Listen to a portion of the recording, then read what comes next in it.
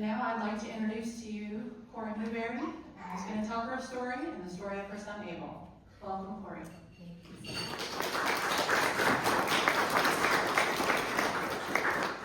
All right. I usually say I don't need one of these because I'm a mom of 8 and I have a pretty good mom voice, but I will use those. I will use it, and if it gets a little loud, somebody just signal to me. So thank you, Amanda, and the rest of the staff here for inviting me here today. It's such a pleasure to be able to speak with all of you and to talk about my family, and especially a chance to talk about my son, Abel. And I have up here, this is a little old, if you can't, maybe, well, obviously you don't know me, but my youngest, you can see here, she's 4 years old. So this is our family, and I don't know if there's any other moms in here, but I'm not really great at taking family pictures. They give me anxiety, so I don't get this taken very often. But this is myself, obviously my husband John, and these are our kids here. And who I'm really going to talk about today is this guy in the picture, and his name is Abel, and he is the reason why myself and my husband and my family, we have just taken a much stronger stance when it comes to being pro-life. But before I get into that, I kind of want to take you back and tell you a little bit about myself and how I got to be here today. So I grew up in David City, Nebraska, so not far from here. I attended David City Aquinas, and my dad was a teacher and a coach there for 25 years. My parents had a small business there. And I grew up in what you would consider a cradle Catholic life. Went to St. Mary's for grade school, then went to Aquinas for high school. Obviously with my dad being a teacher, we grew up around a lot of priests and religious, and you would think that I was this like amazing Catholic because I had all this great Catholic people in my life and Christian people and my upbringing. But when I went to college, like a lot of college kids do, I definitely fell away from my faith.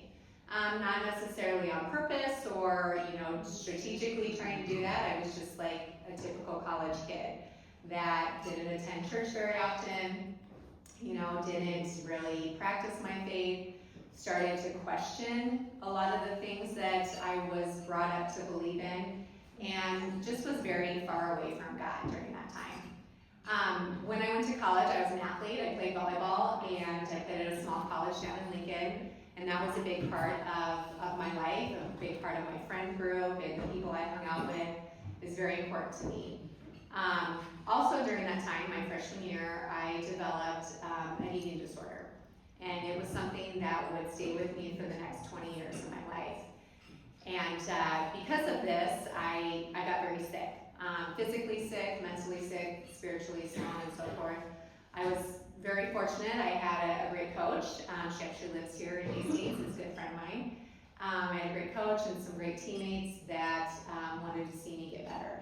And so I started to see a therapist that specialized in eating disorders at that time.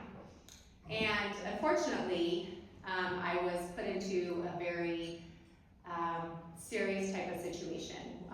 The best way I can describe it would be to say that it was similar to like a Jeffrey Epstein type of situation, where you had somebody in a position of power who was grooming and manipulating young and very vulnerable women into very dangerous situations. And so my life really spiraled out of control at that point in time. I stopped playing the sport that I loved and that I was doing great in. I stopped going to school. I ostracized myself from my family, my parents, my loved ones, and essentially got down a bad path.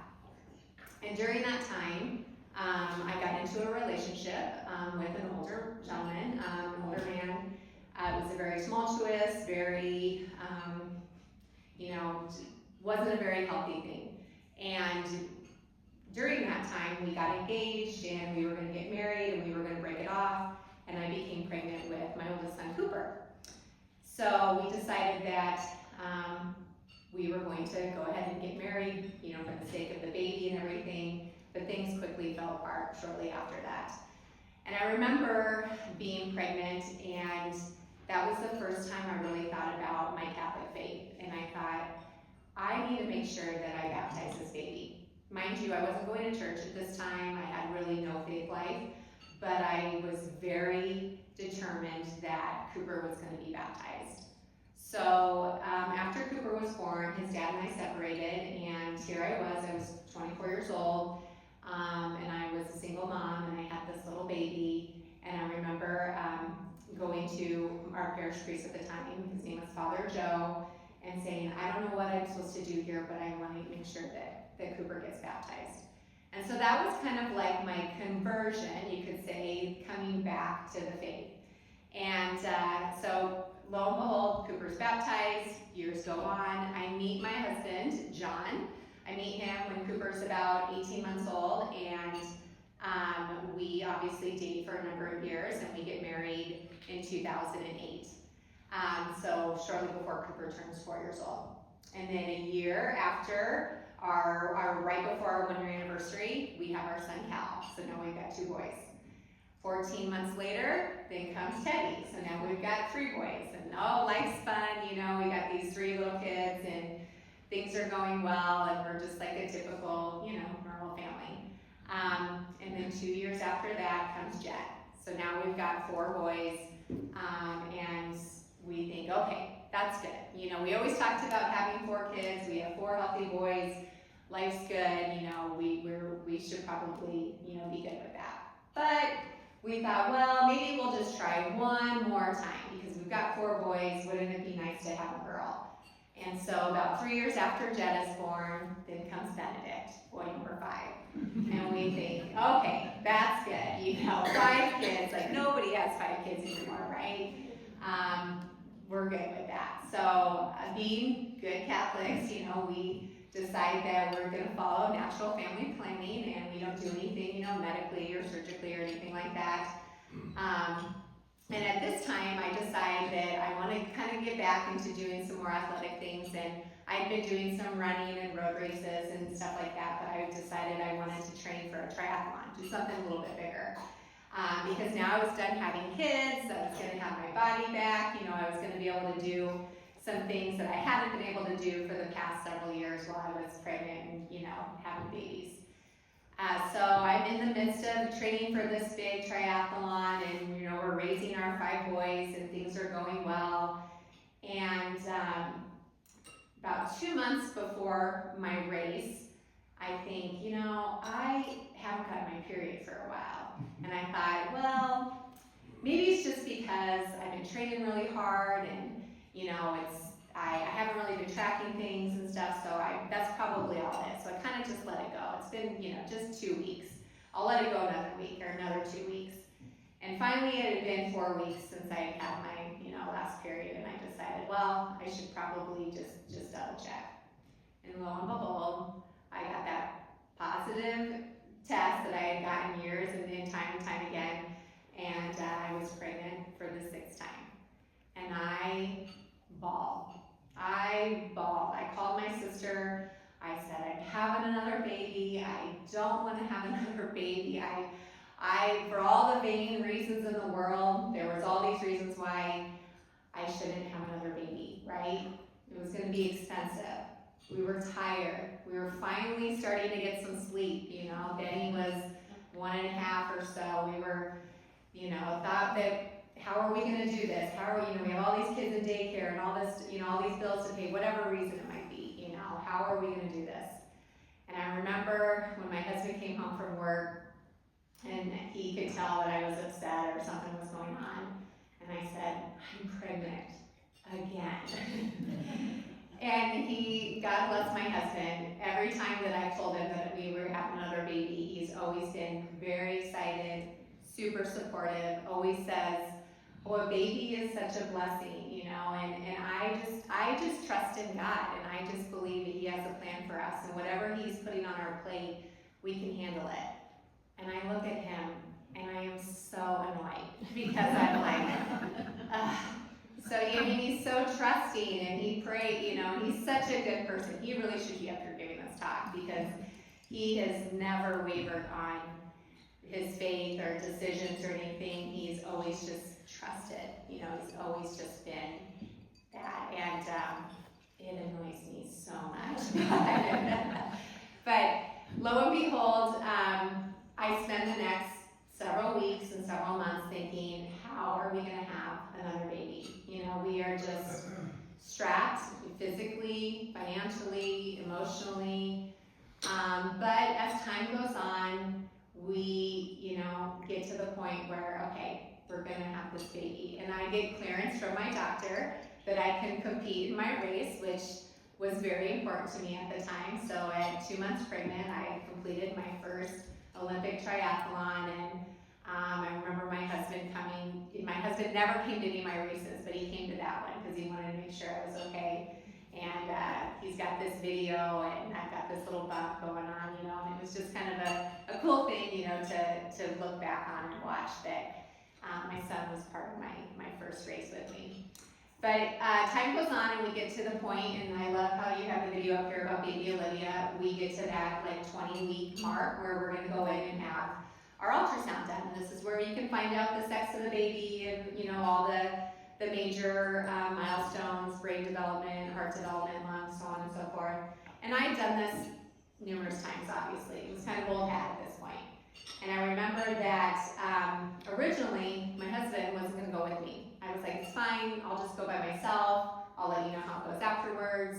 You know, he was busy with work, I had some work stuff or whatever. And I remember that morning, he said, you know what, I'm going to go with you. It was on a Friday, and he's like, I moved some meetings around and stuff, I really want to go. And I was like, all right, that's fine, you know, whatever. And I remember the drive down, we live in Wahoo, my doctor was in Lincoln. On the drive down, he was on his phone making some work calls, I was on my phone making some work calls. You know, it was just another day, you know, another test, you know, we really didn't think too much of it. And we got to my doctor's office, ultrasound tech took us back. And this time there was a student that was helping doing the test this time. So we, you know, get into the normal position of taking the ultrasound. And I remember the student started off, and about 5 minutes in, she looked at the normal tech and she took a step back. So then the normal tech takes over, and I'm thinking, well, that's a little strange, you know, something must be going on. And then it was taking a little bit longer than it normally takes. And nobody was really saying anything, and it was very quiet. And I finally said, is something wrong? Like, what's going on? And the tech said, well, the baby's really small, and we can't get a lot of good images. So I'm gonna have Dr. Friesen come in, that was my normal OBGYN. She's like, I'm gonna have him come in, and I want him to take a look at some things and confirm some stuff, but it's okay, you know, like, don't get too alarmed right now. And they both stepped out, and I remember my husband and I looking at each other like, this has never happened before. Something's going on. So Dr. Friesen comes in, and he's very somber, and he says, and you know, he had delivered all of my kids, you know, up to this point, and he says, John and Cori, there's something wrong with the baby.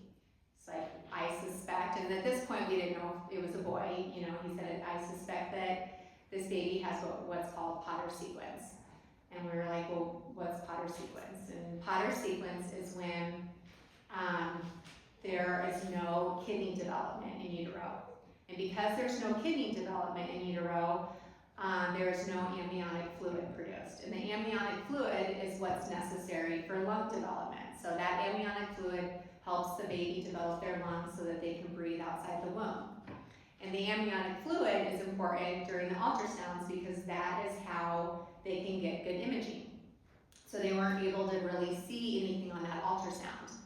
He's like, I'm gonna actually send you up to Dr. Kenny, Dr. Sean Kenny. He's a maternal fetal specialist in Lincoln, and thankfully he was able to get us in right away that day. He's like, I want to send you up to Dr. Kenny, and I want him, he has better imaging machine, and I want to have him, you know, take a look and confirm some things.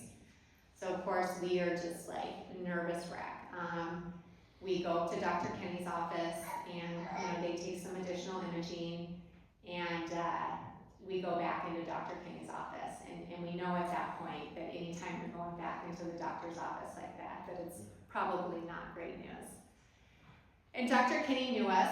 He had actually helped us with our older son, Cal. Cal was actually born with only one functioning kidney, so Dr. Kenny was familiar with us. He had stepped in during his during my pregnancy with him, and we knew him from church. He went to St. Joe's. We lived in Lincoln. We went to St. Teresa's at the time, so he knew us from there. And he said, "Yeah, John, Cori, this baby has what's called Potter sequence." So he confirmed the diagnosis, and he's like, "I'm sorry to tell you that this is a condition that is not compatible with life outside the womb." And that is when just the floor dropped from below us. I have no other way of describing it other than just a feeling of complete and utter disbelief. And immediately my husband and I just started sobbing. I mean, I never seen my husband sob like this before. Here we had spent the last 4 months wondering how we were going to add another baby to our family, and instantly we were wondering how we were going to live without our son. So we go home, and Dr. Kenny calls us later and says, because we didn't know what to do. Like, what do you do? Do you pray for a miracle? Is there anything to do? At that point, there wasn't a lot of medical interventions to help with Potter sequence. There's been some updates since that time where you do see actually some babies that are able to live outside the womb. But at that time, it was very risky because I had numerous babies up to that point. I had all my babies except for my oldest via C-section. And so trying to do any sort of intervention would have been very scary for myself. There would have been a risk of uterine rupture, and it would have potentially taken my life and Abel's as well. So he said, "I'll give you some time to think about it, obviously, what you guys want to do from here. But normally in situations like this, the baby will develop as normal, and then we'll deliver baby as normal, and then they will usually die within a couple of minutes outside the womb." And to think about that, like making this decision of, deciding to carry your baby to deliver him or her and then watch them die, was the first time I really thought about what it must be like when somebody actually contemplates having an abortion. Up until that point in time, of course, my husband and I were always pro-life, and we obviously still are, but that was the first time that I really felt like I could understand a decision a parent and a mother is put in that situation. And I was fortunate that I was in a situation where I had a very supportive family, an extremely supportive husband, I had a faith community, I had my church, I had our pastor, I had my parents, I had doctors who were pro-life. But that was the first time I could understand what if I was alone? What if I wasn't married? And not even if I had a baby that had, a condition that wasn't compatible with life, but I was faced with this decision that society told me that it would just be easier if you would get rid of the baby beforehand. Because having to deliver a baby and watch it die, or having to deliver a baby and raise a baby, that was going to be so much harder. And so I felt like I could, for the first time, really understand what mothers were going through, and I could just be a better sympathizer at that point. Because I don't want to stand up here and say that it was an easy decision to proceed with allowing Abel to live that time in utero and then to deliver him just to watch him die. There was many times that I thought, I think it would be just easier if he passed away in utero, because then I wouldn't have to go through this. And some babies do. About 60% of babies who have Potter sequence actually do pass away in utero. And there were days that I wanted that to happen, because I couldn't imagine the day that I would have to deliver my son and watch him die. But as Abel would have it, he was a fighter, and he grew and he kicked, and just like a normal baby. And every day that was a blessing and a curse all in itself. To watch your baby in your belly grow, and to watch, kicks and punches and all those sorts of things, and to feel that, and it would break my heart and make my heart swell all at the same time. So as time went on, we would check in with our doctors, obviously, every so often. We'd always have ultrasounds to see how things were progressing. and it came time that it was time to deliver him. And so he was going to be delivered via C-section again because they were nervous that the strain of a vaginal birth would potentially, have some sort of uterine rupture, or he may not be able to make it through the birth canal. And we really wanted to see him alive at that point in time. So we made the decision that we would do the delivery via C-section again. And we had to pick a date. And I remember that being such a surreal thing, to pick this date that you're going to deliver your baby, and then watch him leave. It just was so hard for us to pick. And it actually ended up being the day, it actually would be January 11th. That was the day that worked out the best, and that was my mom's birthday. And I remember calling my mom, and I said, Mom, we're going to deliver Abel on January 11th. And at this point, we knew he was a boy, and we had named him and everything. And I said, does that bother you? Is that okay? And my mom, who is just a saintly person, said, I can think of nothing better than sharing my birthday with my grandson. And to this day, when we celebrate her birthday, we celebrate his, and she is just always so gracious and really kind of makes it all about him on those days too. But anyways, we get to the point where it's now going to be January 11th, and we're in the middle of a snowstorm driving down to Lincoln. It's one of the coldest days that year, and we have all of our kids with us, and my parents meet us there, and my husband's parents meet us there.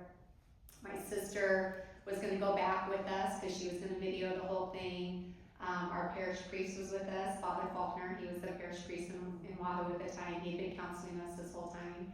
My brother flew in from Denver, and there was all these people at the hospital, waiting to meet him. And I remember just focusing on not what I knew was eventually going to happen, but just that this was the day I got to come face to face with my son, and trying to just be joyful and very hopeful in that moment. But it was tough, as they prep you for surgery and taking you back, and like, if anybody's ever here had a cesarean, your husband doesn't walk back with you or your partner. You walk back by yourself with the nurses. And I remember when I had to get up and go down that hall, it was like something surreal came over me. And people ask me all the time, well, how did you do that? I would have never been able to do that. And I said, I didn't do that. Faith gets you up out of bed and walks you down that hallway to deliver your son, who you know is going to pass away. And I said, that's not a human thing that people do. That's something that God does. That's something that faith does. That's something that to this day gets me out of bed, is faith. Faith is what gets me out of bed in the morning, knowing that I'm living another day without one of my kids here. That's not a human trait. And that's what I always tell people, until you're faced with it or you have to do something like that, you have no idea what you can do. So we go into the operating room, and around 3 o'clock on a Friday afternoon, Abel is delivered via C-section. And immediately he's baptized and he's confirmed by Father Faulkner, who's in the delivery room with us. My sister is videoing the whole thing. My oldest son, Cooper, who was 13 at the time, he's able to be back in there with us. And it was a beautiful experience. Lots of tears, so many tears, lots of bawling, ugly crying, very ugly crying. But that moment that they laid him on my chest, it made it all worth it. All the crying and the worrying and the pain and the suffering and everything made it worth it. And we brought this, I want to show this real quick here. So I had this book made. Hold on just a sec here. Oh. So here's Mr. Abel. I don't know if you guys can all see this in the back. But here he is, right after he's pulled out. And I always think this is the picture of a baby that is not compatible with life. And he looked just like all my other boys. Even when Dr. Grayson pulled him out, he's like, oh, he looks like a Mooberry, you know, he looked just like all my other kids. He was small, he was only 4 pounds because he wasn't able to grow very much. But it was just such a beautiful thing. And then let me turn the page here, hold on a second.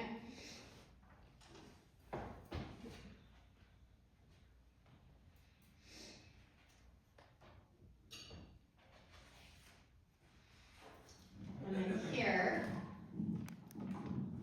try to hold this and hold the mic. Here's the moment that my kids got to come back and be with them.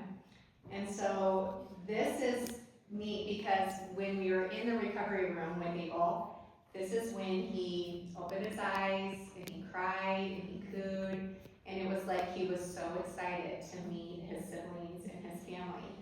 And we just got to spend this time together as a family. So, all right, hold on, I got another picture here a little fast.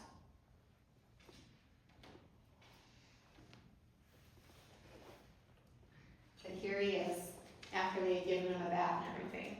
Here's his little picture. And I always say that this picture, I don't know if you guys can see this in the back here, but I always say that if I ever make it to heaven someday, this is the face I'm going to see. And he's going to be like, I had to pull a lot of strings to get you in here. But this is what I love about Abel is, like the video showed today, and what I get a chance to talk about today is I get to give his story. I get to tell his story. And I get to give him a name, and he has a face. And I look at those flags, and we go to the pro-life walk every year, and I see the balloons go up in the air. I always think, all those babies with no stories, no names. And that's what we're doing here today. When I talk to the young people especially, I'm like, that's what we're doing. You're giving all of these babies who have no faces, no names, no stories, a story like Abel's. Here's this little boy, this little 4-pound baby boy that came to Earth, spent a very short time on Earth, never spoke a word, and gets to have a story told, gets to convert hearts. I'm just his messenger. You know, I just get to come and tell his story, but he's really the one that is the face of pro-life, of the face of being what life matters, from conception to end, that he had a purpose, you know, he came here for a purpose, and ultimately, he's changed my life. I always say that, you know, he'll get credit for saving my life someday. And what my kids got to experience, that is more than I could ever teach them at Catholic school or at catechism or at any sort of Bible study. That what they got to experience that day in seeing their brother born and watching him be born alive and then ultimately having to watch him pass away, that's why we believe what we believe. And when I go back to that day, I mean, I dare say that it was the most beautiful day in my life. And I know that might seem morbid, or people might think, well, the day your son died is the most beautiful day, but it was a day where I got to watch my son be baptized, I got to watch him be confirmed, and I got to watch him turn into a saint. And during that time frame, it was like the veil was lifted, and I got to glimpse heaven and what it's really like, because all the minutia of the world fell away that day. And it was just me and my husband and my kids, and nothing else mattered. It was all about what it really means to suffer and what it really means to be drawn closer to Christ. And my husband and I talk about it often, that when we get busy with life and minutia and all this kind of stuff, that some days we wish we could just go back to that day, because it reminded us why we're here and that we were made for something so much bigger and so much more. And I have Abel to credit for that. You know, I hope that someday as my kids go through life, when they're struggling or they're suffering, they can go back to that day. They can call on their brother. You know, they can ask him to intercede on their behalf. And he's what gets me out of bed each day. You know, every day I keep thinking, I have got to get back to him. I have got to get back to him. Because God would not ask me to do this if he wasn't going to let me see him again. And I remember sometimes thinking when I was pregnant with Abel, I thought, there was times when I would question, like, is God punishing me? Does he think I'm not a good mother? You know, is this my penance for past sins? And then after he was born, I thought, no, God loves me. Like, he picked me to be Abel's mom because he trusted me. And he knew that it was going to be hard, but he trusted me. Well, he probably trusted my husband more than me, but he trusted us to do the right thing. Because he knew that someday, today, that I was going to tell his story, that I was going to give him a name, and I was going to give all these other babies a name. And so it showed me that, no, that was love. You know, asking me to bring Abel into the world and then to watch him leave it, that's ultimately love. And so, to conclude, I want to kind of just tell a little bit about after Abel. So after Abel was born, you know, John and I thought, okay, we're not having any more kids for sure. You know, this one, I was already, you know, close to 40 at the time, and two, we just did not know if our hearts would be able to withstand, you know, going through the anxiety, the potential loss of a baby, and, you know, everything that we had just gone through. But we trusted in God's plan. And 16 months later, Luca arrived. Baby number 7, boy number 7. And we were like, okay, for sure, no more after this. And even my doctor at that point said, you know, Cori, your uterus is pretty beat up. It's probably a good idea that we maybe look at, you know, having a hysterectomy. And I said, okay, you're right. Let me just get through nursing Luca, and you know, I didn't want to have surgery so soon after having cesarean. I said, I'll get it. Yeah, we'll get this scheduled. Well, somehow, before I could get my cesarean, my hysterectomy scheduled, I got pregnant again. And this time, Miss Faye was born. So here, and she's just a baby in this picture, but she's 4. She just turned 4 on May 10th. So after 7 boys, then we had a girl. And then we were like, okay, that's good. And then I ended up actually having a hysterectomy after that. But, so to think that, you know, we would go through everything we went through with Abel, and then we would be blessed with 2 more kids, you know, it's just kind of a testament to God's love for us. And funny story, and this might be some TMI for some too much people, but I want to talk a little bit about when I did have my hysterectomy. I asked my doctor, I said, well, what do you do with my uterus after the surgery? He's like, well, we'll send it in, you know, to the lab and biopsy. We want to make sure, you know, there's no cancer or anything, you know, going on. And then he goes, well, then it just becomes medical waste. And I said, well, can I keep it? And he's like, why? You know, like, no one's ever asked me that. And I said, well, this was my kid's home, you know, and for my son Abel, like, this was his only home here on earth. And I just can't imagine it being thrown in the trash. Like, I just would not be able to sleep at night. And he's like, okay, well, I guess, you know, like, no one's ever asked for that, but I don't see why not. And I remember, like, going in when I was getting prepped for surgery before they put me under, I was like, remember, do not throw my uterus away. I was very adamant about that. And they were like, well, okay, we got it. You've said it like a million times, like, we won't do that. And my husband said when I first woke up from surgery, that was the first thing I asked, was where it was. But I remember looking at it, like when I finally got it back and I'm looking at it, I mean, it's so small. It's the size of a light bulb, a tiny light bulb. And to think that it expands, it contracts, and for me, it did that 8 times.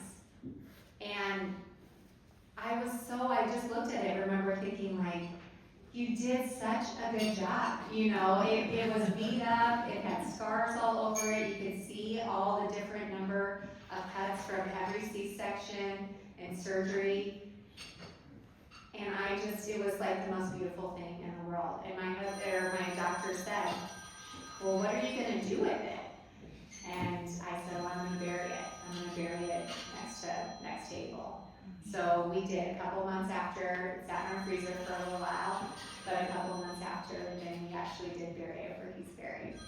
And my doctor just bawled when I told him. And he said, you know, now I offer that to all of my patients, and I tell you the story, you know, because I never thought about it that way and what that means to you. But it was a special thing for me, and it was a special thing for Abel, knowing that was his home here on earth. So, in any event, that kind of tells my story, and I appreciate Amanda and Joan and everybody asking me to be here today. And really, I just thank all of you guys. You know, I think it's beautiful that you're coming out here on a Sunday, and the work that you're doing to try to, you know, further our mission and what our vision is. And I just think Abel is so proud of us, you know, and that means the most to me, is that, you know, my son's proud of us, and all these babies who didn't get a name, didn't get a story, they're going to be the first ones greeting us when we get to heaven someday. And they're going to thank us and say, thank you for giving me life. Thank you for giving me a story. Thank you for giving me a name. So thank you guys for letting me be here today. I appreciate it.